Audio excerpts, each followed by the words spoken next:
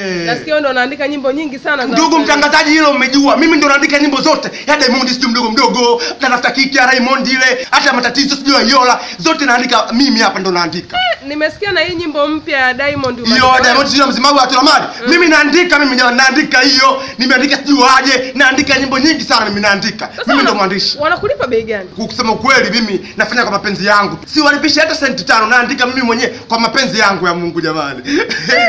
Sasa hebu niambie ni nyimbo gani mpya ambayo inatarajiwa kutoka ambayo ya msanii mkubwa labda umemwanza? Ya nyimbo mpya ambayo nimeangalia na Instagram, nimeona Alikiba kuna nyimbo ambayo anataka kuitoa. Kwa hiyo akitoa tu mimi nitachukua, nitaiandika mimi dada. Naandika vizuri tu. Sasa sijakuelewa. Unatunga nyimbo au unaandika nyimbo ambazo za watu ambazo zishatoka? Dada yangu hapo usijifanye mstaarabu, ila kuwa mstaarabu. Utaka kuzungumza na watu. Mimi sijui kutunga. Ila wakitoa nyimbo mimi nazichukua naandika. Naandika katika daftari langu nyumbani. Lakini sijawahi kutunga nyimbo. Samahani dada, tuheshimiane. Kwa hili dada.